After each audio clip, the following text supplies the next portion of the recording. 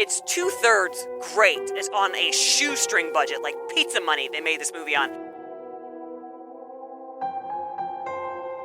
This is the scariest movie I've ever seen because it just hits exactly everything I am personally terrified by.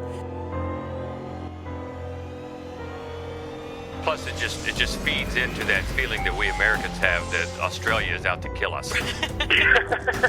Yep, absolutely. That's what we like to hear. We are back, as if you couldn't tell, doing Fright Club Live at the Gateway Film Center, High Street, Columbus, Ohio, in the heart of the Ohio State University, where we are the second Wednesday of every month, and we love it, and especially this month because we have so many exciting things going on. We really do, and it's actually been kind of a long break, longer than usual, because we switched platforms. We started something new. We got lazy. We took vacation. Basically, we just didn't do anything. Also, I think we wanted to let a lot of people get over the last Fright Club Live because we showed We Are the Flesh, and we knew going into it that not everybody would like it. Not everybody liked it, That's George. right. You were correct in that assessment. But that's all right. We go out there on a limb a little bit, and that was certainly one of them. But we're glad everybody's back. And, man, we got so many people to thank right away. We want to say thank you to Cicely from the Owens Group once again. Because, she took us axe throwing a little bit earlier today, which I think now will be the way we get ready for every Fright Club Live. Did some axe throwing. One of us was good at it. Well, it wasn't me. You were all right. You were all right. It wasn't me. But that was all to get psyched up for the new movie, Fox Searchlight's new one called Ready or Not, which is coming out on the 23rd. Well, we get to see it Monday. Right, and she loaded us down with a lot of T-shirts that we've been giving out here. And by the way, if you didn't get one, we've got plenty down here. If you want to pick them up after the movie tonight, we've got plenty to give away for you. So, Ready or Not, T-shirts, and yes, passes to the screening. That's right. We were very much looking forward to that. From everything that we hear, it's awesome. Yeah, Cicely has seen it, and she's very excited for us to see it, so we can all talk about it on Tuesday. Right. Yeah, and of course you can look for our review on madwolf.com and all our social media posts. So that was a lot of fun, and we're so excited because the movie we're showing tonight, of course, is Hounds of Love. Which has been, I think this is at least the third, maybe the fourth time this film has made one of our podcast lists because it's just a brilliant, unnerving, incredibly well-made film that everybody should see. Yes, and we were lucky enough. Come on in. Hey, come on in. Hi. We were lucky enough to talk to the writer-director, Ben Young. The nicest man in the world. He's Ben so Young great. is the nicest man in the entire world, yeah. I swear to God. He called us from Australia. He did. On Man from the future. This past Sunday evening, and it was Which his was Monday morning. Mm-hmm. So we talked to him about how it is living in the future. And so anyway, we got a nice interview with Ben that we're going to include in the final edited version of the Fright Club podcast, which should be live on Monday. But we just thought for fun, we're going to air a couple of little segments of that here tonight when we talk about Hounds of Love, or when we don't talk about Hounds of Love, because we don't want to spoil anything for anybody. But we thought you might like to hear a few comments from the writer-director himself. So we'll get to that coming up. But you know what? Once again, we got into this all fired up and forgot to mention that she is Hope Madden. He's George Wolf. And we are from madwolf.com. So thanks again for coming out.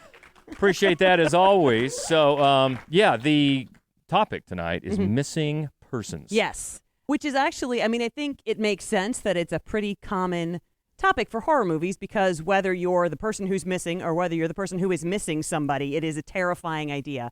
And it's been done a lot, and it's been done really effectively a lot of times. So what we were looking for this list were films where it's really the primary topic of the film. So if you look at, for example, It or It Chapter 2 that's coming out, that's kind of you're going to see missing posters all over. It's a great movie, but it isn't like really the main primary idea for the film. Also, and I didn't leave it off the list because George gets annoyed with me when I put it on the list. The Loved Ones has a missing persons subtext going on. I love it when she just blames everything because George gets annoyed with me. Are you tired of talking about The Loved Ones, George? You know, I really like the movie. Okay. I do. I don't like it as much as you do. But, if you wanted it on the list, I'm sure it would be on there. Well, there is a movie George was hoping to see on the list that I nixed. Megan is Missing? That's right. Yeah, I know. I can tell. When you talk about missing persons movies, Megan is Missing and ones that really strikes a chord in people. Yeah. It really does because it's disturbing. Yes. It is disturbing. I think I did like that movie better than you did. I can't say, looking at this list, I'm not sure I would have put it on the list above any of these movies, though. But I did like it better than you. And it is quite disturbing. It is. No, it is. And it's not like I dislike the film or I wouldn't recommend the film. But I thought that the 5 that we came up with, and we do try to skip fuzzy math on the live. And why do we do that? Just say it. It's not because you make me. That's not why. It Because must be my idea. George gets annoyed. No, it's because we have to keep to the time, honey. That's right. That's have why. to keep to the time. That's We're on a right. schedule. And then one that neither of us likes, but is a pretty famous one involving missing persons, is Cannibal Holocaust, which is obviously it's a very famous film, and we wanted to at least point it out that the entire idea is missing persons, but. I don't think either one of us would really Yeah, recommend we're not big it. fans. No, Not big we're fans not of big Cannibal fans of it, Holocaust. no. And then another one that I think not a lot of people have seen, and it's worth seeing. It's a very low-budget movie. It's called Absentia. And it's 2/3 great. It's on a shoestring budget, like pizza money they made this movie on. I don't love the third act, and that's one of the reasons why. Also, I think we have a pretty solid list, but I like to mention it because I don't think a lot of people have seen it, Absentia, and it's worth seeing. Really quickly, we should say the next Fright Club podcast will be back in the studio, and we're going to have a special guest, Jen Dreadful. Yes, for our friend from Cali. That's right, who we just got to meet a few did. weeks ago when we were out there. When we were out there. Jenny and Albert, her husband, they're great people. And she recently joined our friend Phantom Dark Dave's podcast, Dave's Pop Culture Podcast. She's now the co-host. So Dave isn't going to be able to make it, but Jenny's going to sit in, and we're going to talk about, and it's actually Dave's idea, so I kind of feel bad we're stealing it, gas stations. That's a good topic. Gas station horror. That should be fun. That should be good. Fun. Yeah, I'm looking forward to seeing what you got for that. And then the next Fright Club Live, a month from now, we're going to be showing, you told me and I already forget.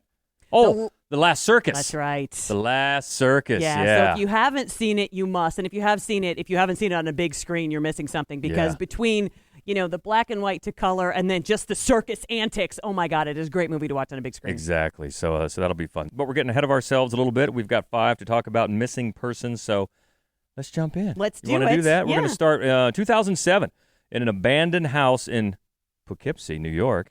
Murder investigators uncover hundreds of tapes showing decades of a serial killer's work. Poughkeepsie tapes. There's blood out there, please. Do something. Do something. If it's a missing person, we have to wait 24 hours. No, there is blood. There is blood out there. Send the police now. Today, police made a shocking discovery in Poughkeepsie. Do you mind if I film this? I'm making a little movie about my trip.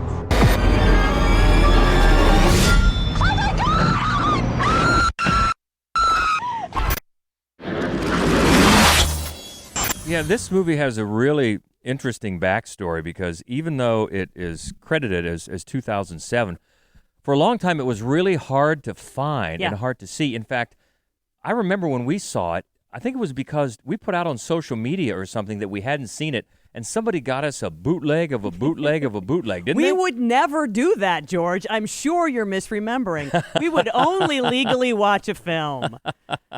It is. Well, that happened to a friend of ours, though, that's didn't what it? it was. That's what it was. That's what it was. It was not theatrically released originally, and then it had some trouble finding distribution even for home entertainment for a long time, and it gave it kind of a cult following. I'm not sure what the deal was. I mean, there's almost no blood in it. I mean, there's very little. It's incredibly disturbing, though, and it's John Eric Dowdle who went on to do Quarantine and As Above, So Below, Devil, and but 2 out of 3 and bad.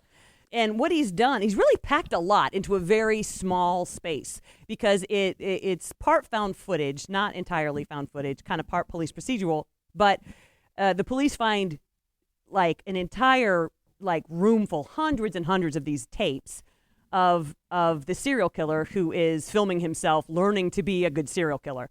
And a massive section of that is him and his kidnapping victim and eventual protege, Cheryl Dempsey. Poor Cheryl Dempsey. It's an incredibly disturbing film about sort of that relationship. The fact that they really don't show you very much about what happens actually works to its advantage, much like in Jaws. I mean, the less you see, the more freaked out you are. Yeah, and it was shot in just over 2 weeks, and it has a real guerrilla filmmaking feel. Yeah, it does. Part of because the character is filming himself.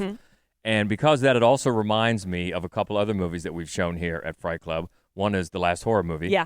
And that reminds me of Man Bites Dog in a little way as well. It doesn't have that black comedy effect to it, but it's really unnerving It is. in a strange way, because you're right about it being hard to find for so long that you really don't know why. I don't think the story has really ever come out exactly as to why they pulled it. No, but it garnered a lot of notoriety because of that. It became sort of like, we're not supposed to see it. And so I think that when it was finally available, it really had an immediate cult status. Yeah. But it's one of those movies that I think is that's worthwhile. It is a really well-made, incredibly indie film. And it just leaves you sort of not to the degree. See, this is why I don't like Megan is Missing as well. This is a film that I feel like does what that was trying to do, only this does it better. Mm-hmm. And I believe someone has told me that this is on the list for Fright Club Live this year. Are we not showing this? We are showing it. We're showing it 2020. So we're going to show it next year, Yes, we are 2020 gonna show it Fright next Club. year. So mark your calendars accordingly. We do, in fact, have all of 2020 mapped out. So And she says we. It's 2007, number 5 on our list, the Poughkeepsie tapes. Did I pronounce that right? you did. All right, yay. Let's go up to number 4. And this was from just a couple of years ago. It is a passionate holiday romance leading to an obsessive relationship when an Australian photojournalist wakes up one morning in a Berlin apartment and is unable to leave. Berlin Syndrome. I don't want this to end. I wish I could stay.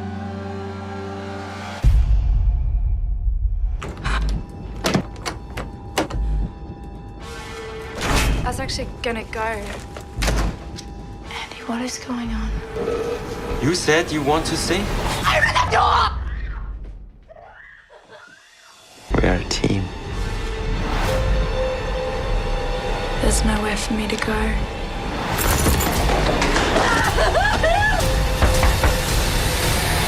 This is one that kind of snuck up on me, and because I had not been much of a fan, to be honest, of Teresa Palmer before I saw this, and she's just flat out amazing. She really in is. this movie, and it's a movie. She goes to Berlin, and as you've seen the trailer, she strikes up a romance with totally the wrong dude.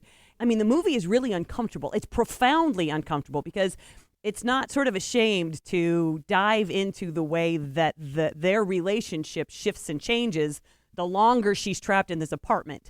And she maneuvers that incredibly well. Yeah, Teresa Palmer described this as one of the most transformational experiences of her life. And it's a case where, like you, I was never really impressed with her much as an actress, and this one just totally turned my head. She's so good in this movie and so committed and so raw in the performance.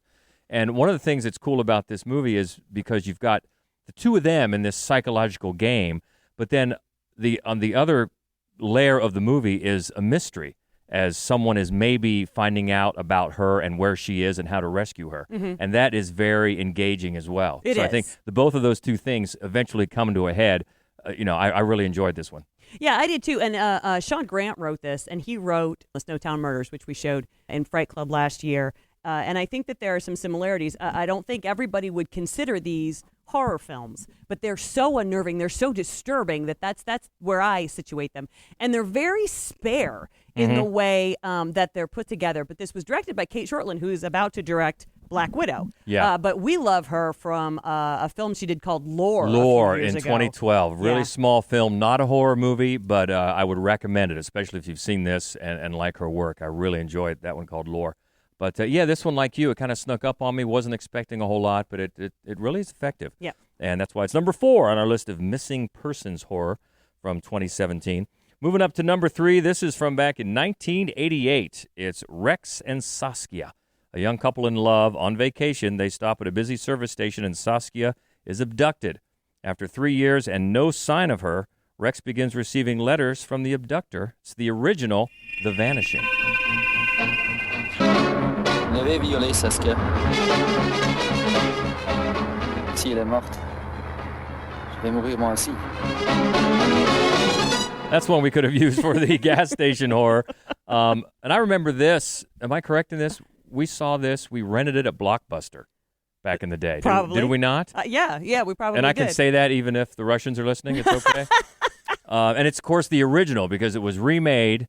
Same director, same writer, remade But it in big 93 changes. in English Big- language. big Yeah, a lot of changes. pulled punches. Yeah, so let's stick with this one. It's first of all, it's driven by that lead performance, and that guy is great. Yeah, I'm not even going to pretend. Bernard Pierre Donadieu. Bernard Pierre Donadieu. I like that. Thank you. I will counter by saying the Poughkeepsie tape. Yeah, he's amazing. I mean, he's just flat out amazing as the psycho killer. And I think for me, that's what's the most unnerving about this film is how he's easily the most interesting character in film. And I love that in a villain. And he's so awkward that he's almost endearing, even though the only thing he's doing is explaining to you exactly how he went about what he considered to be the most heinous act he could think of, because he tells you right off as he's telling the boyfriend, I am a psychopath and a claustrophobe. And yet the guy gets in his car. Yeah. He's like, I can tell you what I did to your girlfriend, but I'm not going to. I'll do it to you. And if you're that interested, get in the car and I'll do it to you too. And he gets in the car. The fuck, man? And I guess the actor too, and what was his name, by the way? Bernard Pierre Donadieu. Hey. He intentionally picked fights with people on the set so that people would hate him. And he would get more into that character. Or he claims that, and he's just a dick. Just get into my car. Yeah, but he's really effective, and the movie it's well shot and well paced, and it leads to such a better ending than the remake has. Let's leave it at that. Yes, just leave it at that. And actually, the director, Tim Krabby, or is he's the writer? Yeah, he is the writer. He wrote the novel, and then he wrote the screenplay as well. Yeah, and he was inspired by a story on a newspaper article that he read about a female tourist who disappeared from a bus trip after stopping at a service station. So he was spurred to write it, and then later he couldn't get it out of his head, and he did some research and found out that in that story, the woman was just like found a day later. Oh, good. And everything was fine. But it spurred this great idea. Yeah. And it's an idea, it's kind of a premise you can find in a lot of movies, really. Oh, sure. Back even going back to Hitchcock and The Lady Vanishes and things like that. But it's really done well here. Oh, yeah. The way that it's executed, I mean, the way that the story develops as this man is just like, you seem so curious. You've been looking for your girlfriend for 3 years now. Let me just explain to you what happened. And then he goes through, this is what I went through. Like, that's what he's really interested in. He's just so proud of himself for having pulled it off. The performance is amazing, and just the way the film is put together is fascinating. Yeah, and speaking of the director, it's George Sluizer. And he actually, for this version, he did film an alternate ending. Boo! Which he obviously didn't use, but then probably picked up much of that for the American remake. But we stick to the neutered American remake. I don't think he thinks much of Americans. That's my guess. He thinks we're dumb wussies. That's what he thinks. The Vanishing, the original from 1988. Is number 3 on our list. And what's number 2? What could be number 2 from 1999? It's already showing on the screen here. 3 film students vanish after traveling into a Maryland forest to film a documentary on the local Blair Witch legend, leaving only their footage behind. The Blair Witch Project. Who's got the map? I just want to apologize to Mike's mom and Josh's mom and my mom. I am so sorry. Because it is my fault.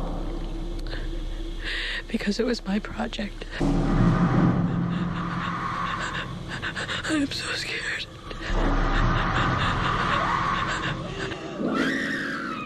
That's the thought I have every time I'm ever even near a woods. I'm going to die out here every time. And it'll happen at some point. This movie, we've said this hundreds of times, this movie scared the shit out of me. This movie, I know, the what they said on the quotes up there, scariest movie I've ever seen. This is the scariest movie I've ever seen. Because it just hits exactly everything I am personally terrified by. But it also, I mean, obviously, it hit a nerve in 99 when it came out. Yeah, I was glad to see, just recently, I think, a publication, so I forget the name of it, came out with a list, some sort of list of the greatest horror movies of all time.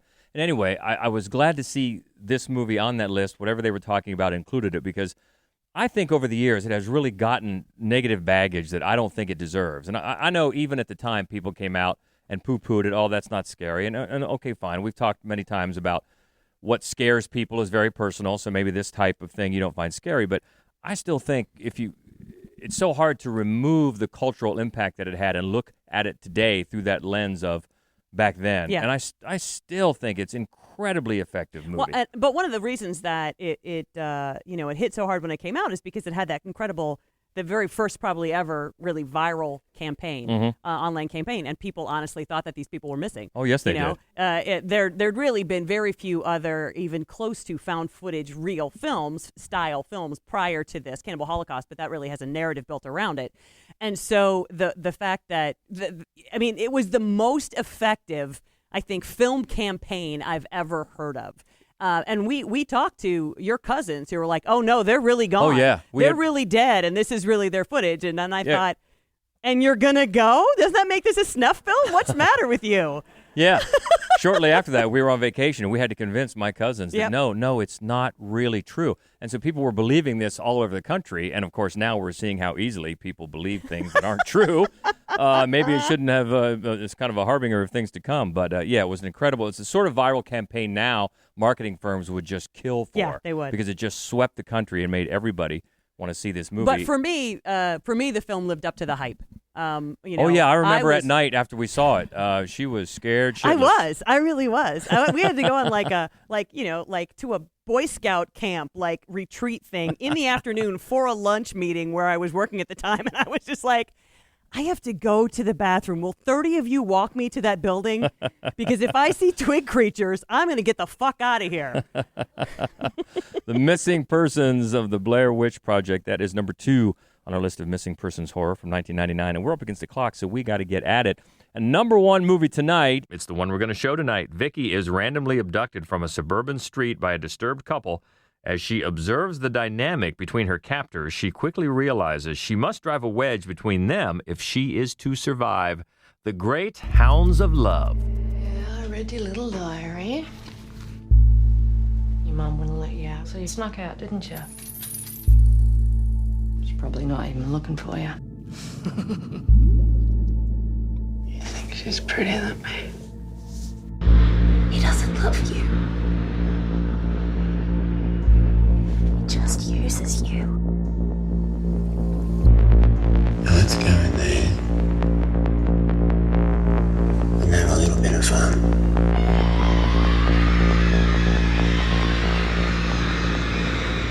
And we are so excited to welcome the writer-director of Hounds of Love to the Fright Club podcast, calling in from Australia, and we appreciate it so much. Welcome, Ben Young. Thank you very much. My girlfriend is very excited because she's from Columbus, Ohio. No way! That's awesome. Yeah. She lives in Los Angeles now, but she is from Columbus. Wow. Cool. Yeah, there you go. Excellent. Yeah. Well, thank you for supporting the film. Oh, yeah, we love it. Yeah.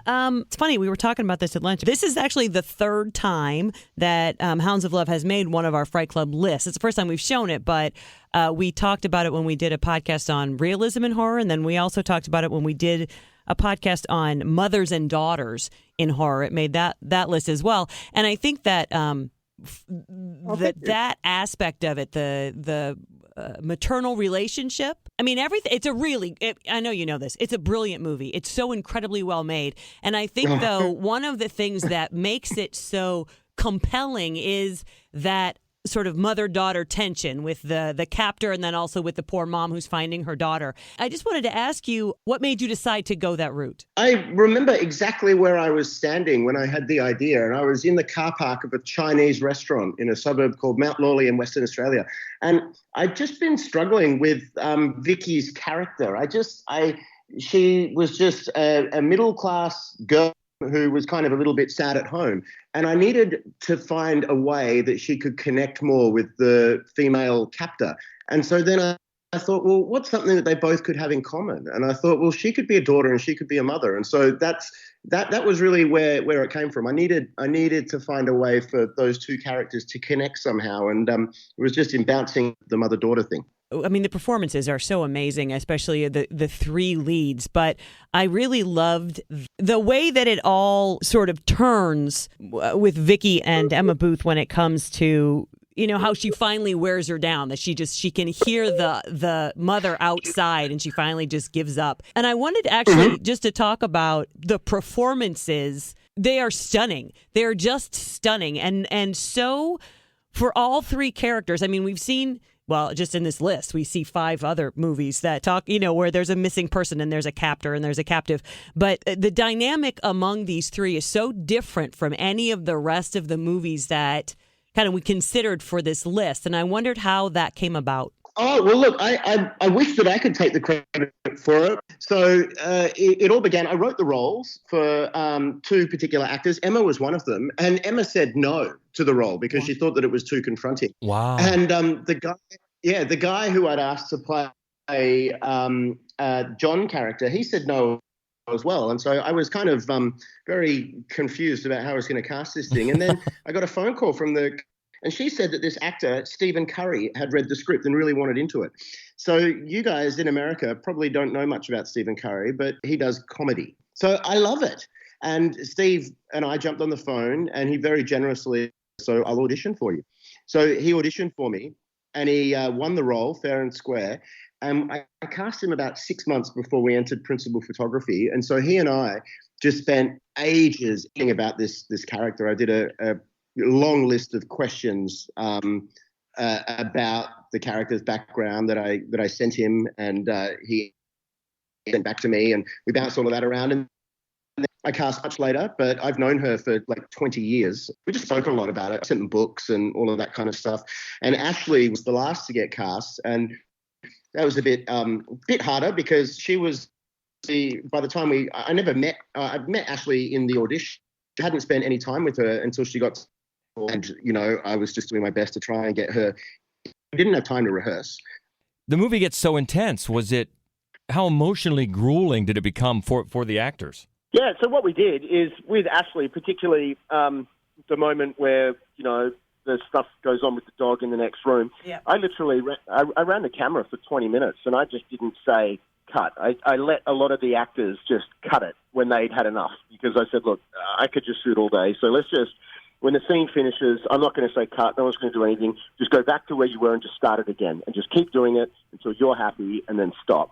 And then if I've got a note, then we'll go back and we'll do it again. And so that's how we did it. So I just always think that every time you say cut, or I say cut, 99% of the time, it's because you have a note for performance. But for some reason, crew members always run in and start redoing makeup and lights get moved around. And it slows everything down and gets the actors, I think, out of the headspace they need to be in. So I just tried to minimize that by just rolling the camera the whole time. So crew members couldn't get in there and interrupt.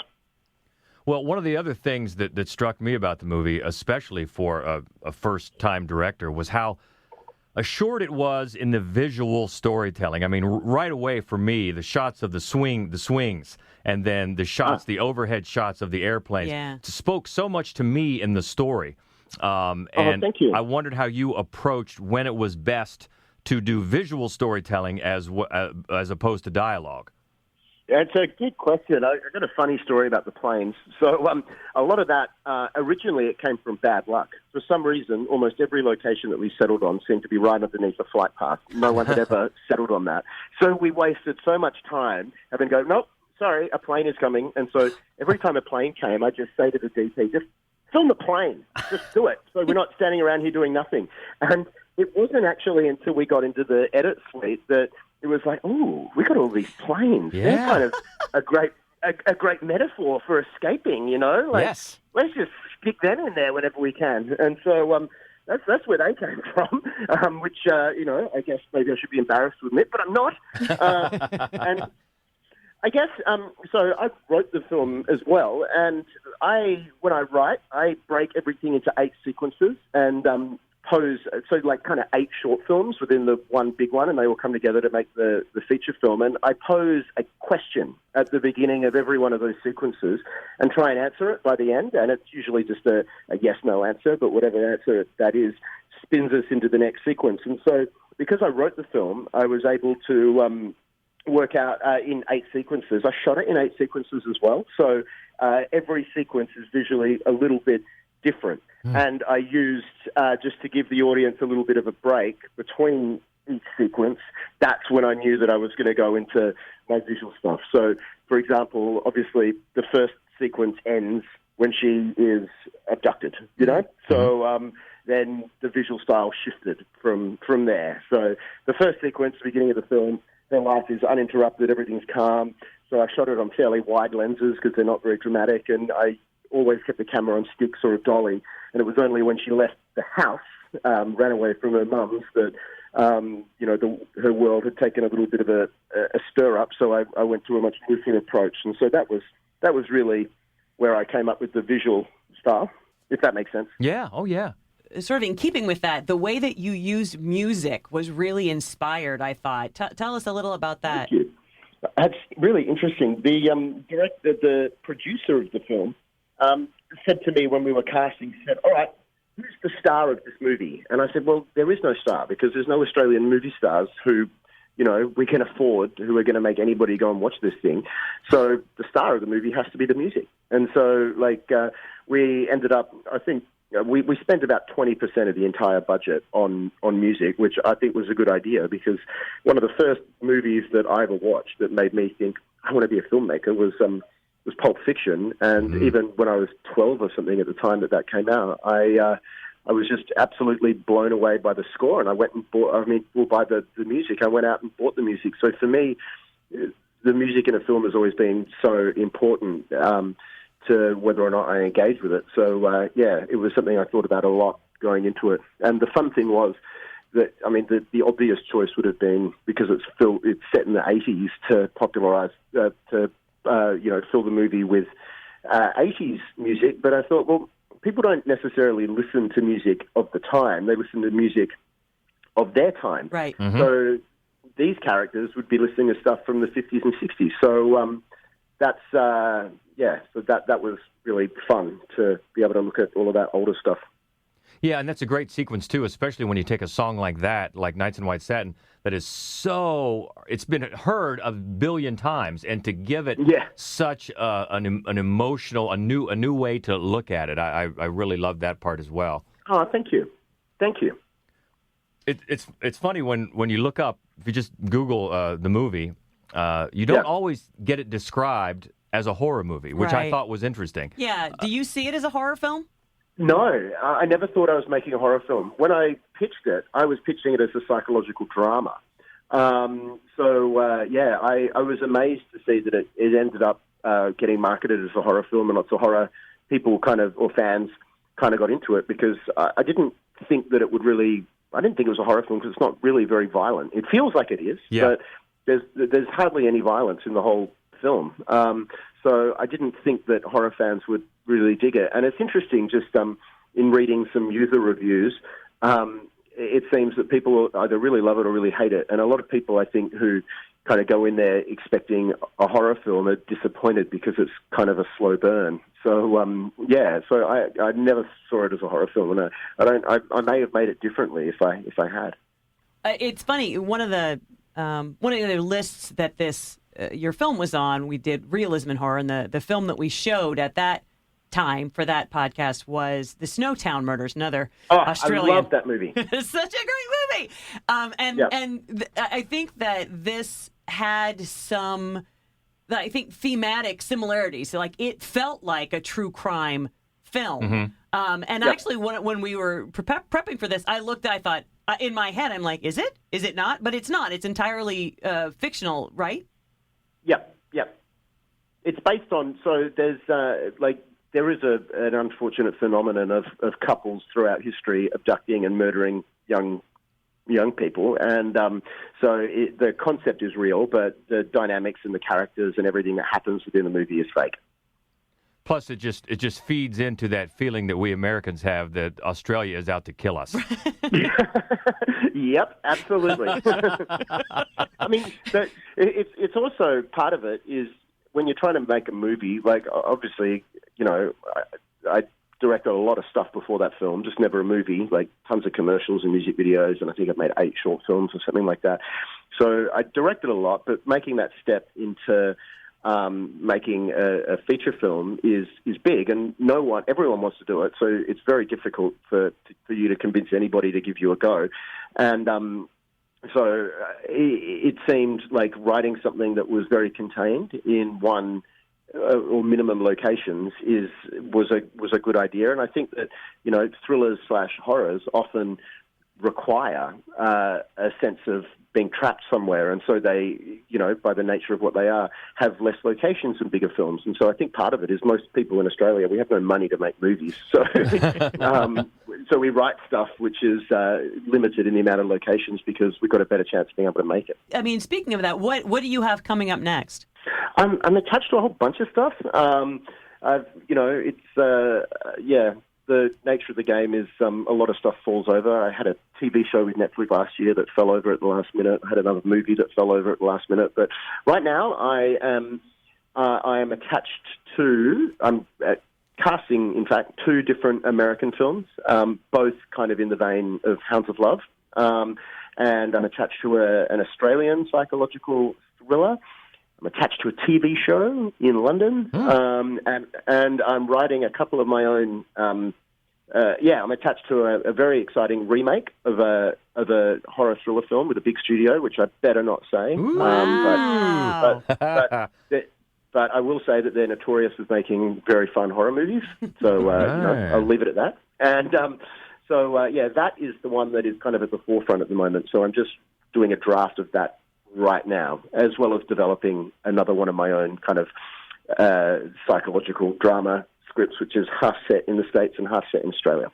Nice. All right. Well, you've already told us you're attached to a woman from here in Columbus, Ohio. So if you want to come back with her to visit family, we'd love to see you drop by. Hey, I'd love that. I've never actually been to Columbus, but it's weird because I'm connected to it. This thing that I'm writing at the moment is set in Columbus as well. Oh. So it's the city keeps calling me. Yeah, it does.